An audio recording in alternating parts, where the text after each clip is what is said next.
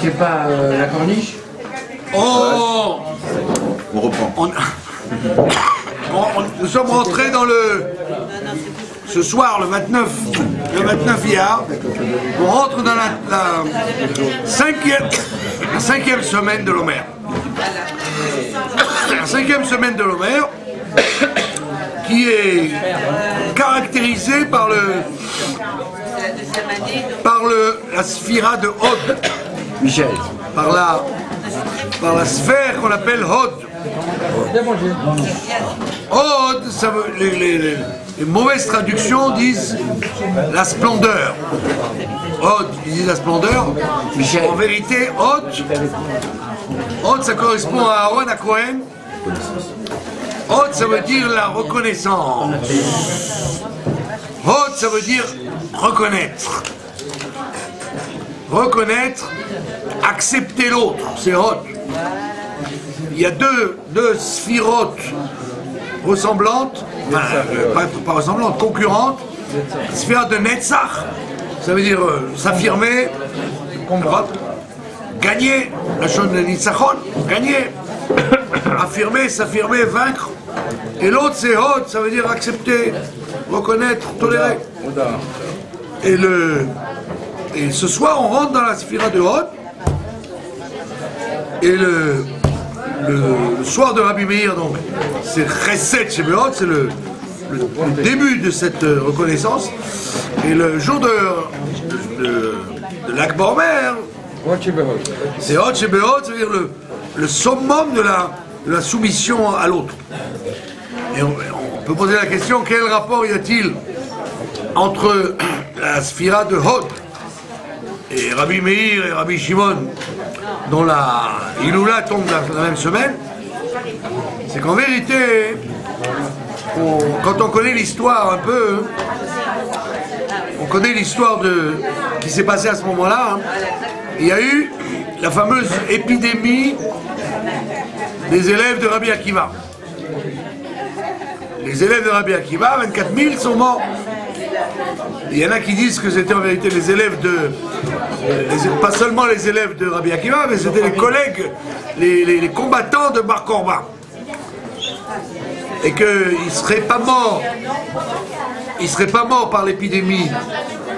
Mais ils seraient morts dans le combat contre Adrien Marchemo, qui a écrasé la révolte et qui a détruit le royaume de Bétar. Maintenant,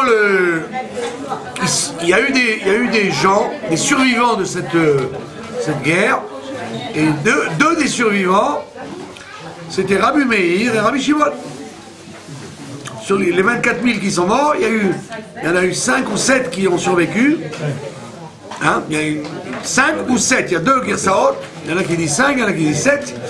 Et ce qui est intéressant, c'est que le premier survivant, on en parle ce soir, c'est Rabbi Meir. Le deuxième survivant, on en parle après, c'est Rabbi Shimon. Et le troisième survivant, et tous les survivants, on en parle dans le Pérec 4, le quatrième chapitre des Pirkei Avot qu'on va lire Shabbat. Tous les survivants sont cités là-bas. Benjamin? Non. Les 7 survivants sont cités là-bas dans les Tanaïm du chapitre 4 qu'on va lire. Rabbi Elazar ben Shamoua, etc. Et comme par hasard, tous, ils ont toujours un enseignement qui parle du respect de son prochain. Le respecter son prochain. Et on voit que, c'est quoi le sujet de Hod? Le Hod, c'est justement le contraire de Netzach. Netzach, ça veut dire avoir raison, gagner sur l'autre. Ça veut dire, et on voit ça dans le monde de la Torah souvent, que quand quelqu'un n'étudie pas la Torah comme il faut, il veut toujours avoir raison dans une discussion, que ce soit la loi, la halakha, le midrash, la hashkafa, la pensée juive, toujours il voudra avoir raison. Qu'il soit grand ou petit, il voudra avoir raison. C'est ce qu'on appelle netzach, vouloir gagner. Et vouloir gagner, dans la Torah, ça s'appelle pas une bonne chose. Il faut pas vouloir gagner. Il faut vouloir que la vérité gagne. Et si c'est toi qui as la vérité, tant mieux. C'est moi qui ai la vérité, tant mieux. Mais c'est pas moi qui dois gagner, c'est la vérité qui doit gagner. Donc la mida de Netzach, c'est une mida très très embêtante, très ennuyeuse de vouloir toujours gagner l'autre. Et donc quel est le tikkun? Comment doit-on réparer la mida de Netzach? Par la mida de Hod, par la qualité de Hod, c'est-à-dire d'accepter l'autre. Accepter l'autre, c'est très très dur. Quand on n'a rien dans le crâne, alors on peut accepter l'autre. Comme on n'a rien à vendre, on est un béni, oui, tout ce que tu vas dire, je te dis oui, parce que je sais pas, je connais rien. Mais quand j'ai une idée que je me suis fabriquée bien comme il faut par l'étude, ou par des maîtres, ou par du vécu, ou par de l'expérience, je suis sûr de moi. Je suis sûr de moi, et en face, j'ai quelqu'un qui dit le contraire. Donc je vais dire, mais c'est pas possible que tu aies raison, puisque c'est moi qui ai raison. Donc c'est très très dur de dire, comme disait Luigi Pirandello disait, chacun sa vérité. C'est-à-dire que, en vérité, un goy il a compris ça, un goy italien il a compris ça. Que chacun a sa vérité. Ça veut dire, tu peux avoir une vérité qui tient bien la route, qui est très très bien construite, et malgré tout, en face de toi, il y a quelqu'un qui a une autre vérité et qui tient la route aussi. Et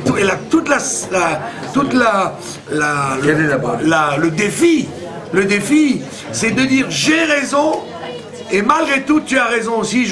Et c'est pas parce que on n'a pas la même vérité que je dois vouloir te vaincre. Je dois vouloir te gagner. Je suis pas obligé de te gagner parce que tu n'as pas la même vérité que moi. Je peux te convaincre, le temps va pouvoir te convaincre si c'est moi qui ai raison ou toi. L'homme chané, ça ne change pas. Le temps va gagner, la réalité va gagner. Mais en tous les cas, pour l'instant, si tu as un émet, je ne peux pas venir te dire ton émet il ne vaut rien du tout, c'est des bêtises. Ma vérité à moi, elle est la seule vraie. Et donc, ça veut dire ça, tu dois donc mettre en route la mida de Hod. De Hod, c'est-à-dire d'accepter l'autre. Et c'est pour ça que Aaron à Cohen, Moshe Rabbeinu c'était Netzach. Netzach, c'est-à-dire il ne fallait pas qu'on rigole. Netzach, ça veut dire la victoire de la Torah. Et Moshe Rabbeinu était obligé, avec Pharaon, avec Korah, avec tous les ennemis qu'il y a eu, il fallait Netzach, il fallait Moshe Rabbeinu. Il ne pouvait pas rigoler avec Pharaon, lui dire oui, tu as peut-être raison, tu sais quoi, on va rester, je vais réfléchir si on va rester encore 200 ans chez toi. Non, on doit partir. Let my people go.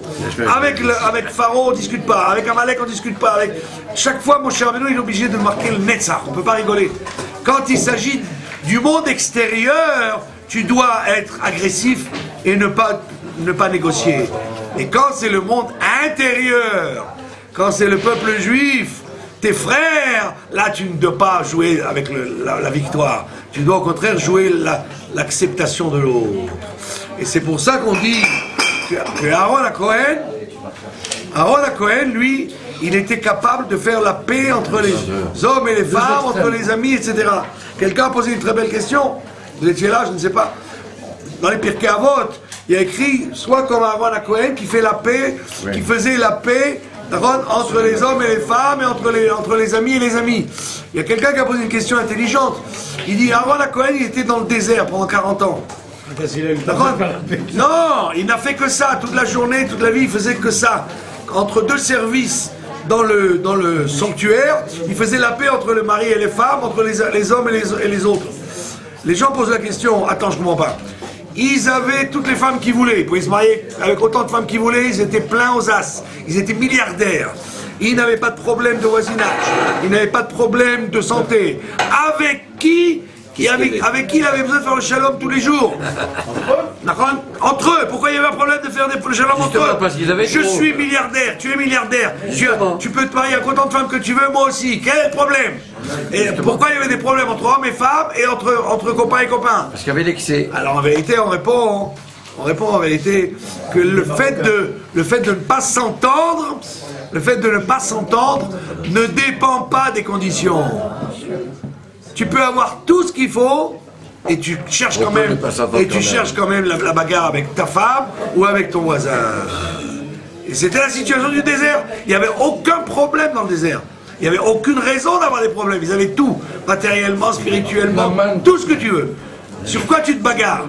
Parce que c'est le fait de ne pas accepter l'autre. Ça n'a pas tout changé. Et ça exige Aaron Cohen. Et pourquoi Aaron Cohen, il est capable de faire la paix? Parce que lui, il accepte tout le monde. Comme il accepte tout le monde, il peut écouter les arguments de celui-là, les arguments de celle-là. Il peut faire la paix parce qu'il accepte tout le monde. Et comme il accepte tout le monde, il est accepté par tout le monde. Il avait la mida de Hod. Et c'est pour ça que Rabbi Meir, Rabbi Shimon, Rabbi Elazar ben Shammua, ils avaient cette capacité de reconnaître, d'accepter l'autre. Et quand on est dans la Torah, c'est encore plus dur, parce que les discussions dans le monde de la Torah sont plus virulentes et plus agressives que les discussions laïques entre les laïcs. Pourquoi? Parce que dans le monde de la Torah, il y a la certitude que chacun a raison. C'est ce qu'on appelle une marloquette, le Shem Shamaim. Comme il est le Shem Shamaim, il est sûr que la vérité est avec lui. Donc c'est beaucoup plus dur pour lui d'accepter la vérité de l'autre. Donc eux, ces personnages extraordinaires, Rabbi Meir, Rabbi Shimon, etc., ils étaient capables d'accepter l'autre, ce qui est la plus grande des difficultés. Et c'est pour ça qu'au milieu de l'Omer, qui est un deuil national, tous ces gens qui sont morts parce qu'il n'y avait pas d'union entre eux, pitom, il y a Rabbi Shimon qui enlève le deuil, Akba Omer ça enlève le deuil, Rabbi Meir il enlève aussi en quelque sorte le deuil. Pourquoi ils enlèvent le deuil? Parce qu'ils ne représentent pas cette mauvaise qualité de se disputer de se disputer même quand on a raison. C'est ça la force, c'est que dire à l'autre que tu as raison, quand tu as toi-même raison, ça c'est plus difficile et c'est ça qu'on te demande. Parce que dire que tu as raison quand tu as tort, ça c'est évident qu'il faut se soigner de ça. Si tu as tort, dis tu as tort, ok, c'est pas shoot, c'est évident. Mais quand tu sais que tu as raison, tu as les livres avec toi, l'expérience avec toi, la tradition avec toi, et malgré tout l'autre il a la même chose en face, tu dois dire, tu sais quoi, restons amis, voilà. Tu as ta vérité, j'ai ma vérité, même si je ne peux pas te convaincre, au moins je ne dois pas te haïr parce que tu penses autrement. Et ça, c'est pas de la plaisanterie. C'est la raison pour laquelle on est encore en galoute après 2000 ans. Parce que cette Nekuda-là, on l'a toujours pas terminée, quoi. Et donc c'est pour ça que cette semaine-là du Hod, c'est la semaine où on doit au maximum réparer cette qualité d'accepter l'autre et se casser la tête pour accepter l'autre, de voir la vérité qu'il y a dans chacun qui est en face de nous. Il venait du Darom.